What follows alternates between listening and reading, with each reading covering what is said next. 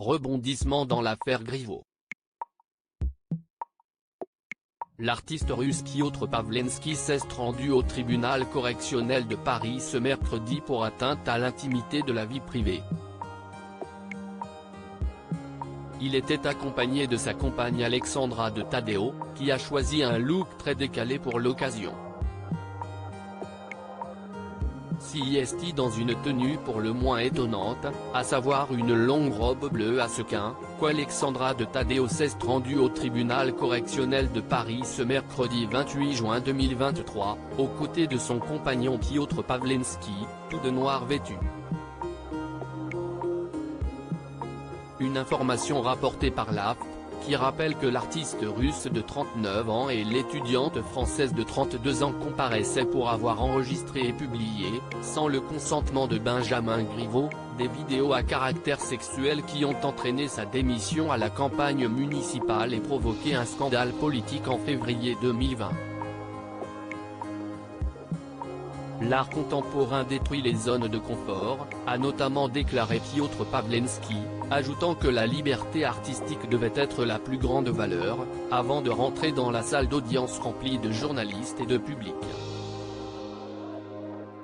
Alors que la magistrate commençait à décliner leur identité, l'artiste russe a lancé d'une voix forte: « Aujourd'hui aura lieu le jugement de mon 8e événement d'art sujet-objet, l'événement porno-politique, je serai jugé pour mélanger le style élevé et bas. » Un choix du cœur pendant qu'il continuait, la présidente a tenté de l'interrompre à plusieurs reprises avant de suspendre l'audience, alors que des applaudissements retentissaient. Quelques minutes plus tard, le tribunal a fait revenir à la barre Madame de Taddeo pour lui énoncer ses droits, mais Piotr Pavlenski a refusé de se lever, lançant « J'annonce la règle du silence, vous ne voulez pas m'écouter quand je voulais venir parler. CIST votre choix, la seule chose CIST que les débats doivent se dérouler dans la plus grande sérénité », a répondu la présidente. Le tribunal a résumé le dossier avant de visionner, à huis clos, des extraits des vidéos de masturbation envoyées par l'homme politique à Alexandra de Taddeo lors de leur brève relation entre mai et août 2018. Alexandra de Taddeo, aujourd'hui étudiante en histoire de l'art, a quant à elle accepté de s'exprimer. Dans une déclaration liminaire, elle a estimé que, depuis 40 mois, sa parole avait été manipulée, ridiculisée, ignorée par cette machine à broyer qu'on appelle institution judiciaire et son pendant médiatique. L'étudiante a déclaré avoir tout exprimé dans son roman autobiographique intitulé L'amour, qu'elle portait d'ailleurs à la main, ajoutant qu'elle n'avait à aucun moment voulu piéger Benjamin Griveaux.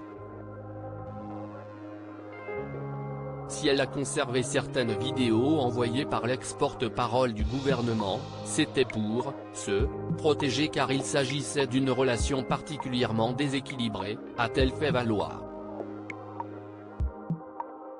Les juges d'instruction ont conclu à son application directe dans la publication des vidéos, mais Alexandra de Taddeo a maintenu que Piotr Pavlenski l'avait fait à son insu. Lors de la révélation, ma première réaction a été de paniquer, venant d'un milieu plutôt conservateur, machiste et assez fermé à l'art, a-t-elle assuré, affirmant avoir dû faire un choix du cœur.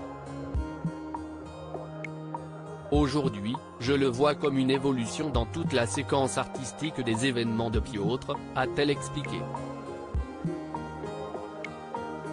Je pense qu'en réalité on parle beaucoup de droit à la vie privée depuis le début de cette procédure, mais il y a aussi le droit à la liberté artistique, a-t-elle défendu, disant soutenir son compagnon, un très grand artiste contemporain. Si elle était bien présidente de l'association qui a financé le site porno-politique et a co-signé une interview de la Cicciolina, femme politique italienne et actrice de films pornographiques, Alexandra de Taddeo a répété qu'elle n'a eu qu'un rôle financier et organisationnel mais aucun rôle créatif. La prévenue a ensuite annoncé refuser de répondre aux avocats de Benjamin Griveaux, 45 ans, absent de l'audience, et à celle du parquet.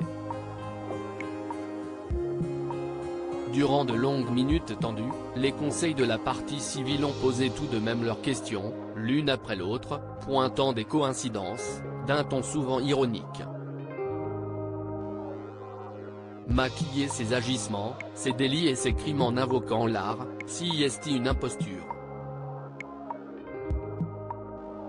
L'art, ça n'est pas fait pour avilir, pour humilier, pour abaisser.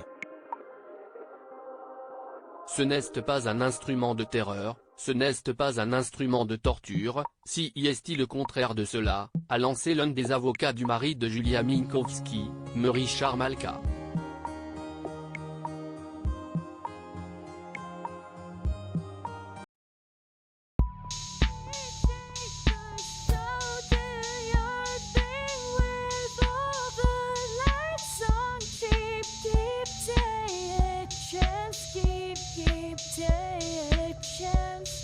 You can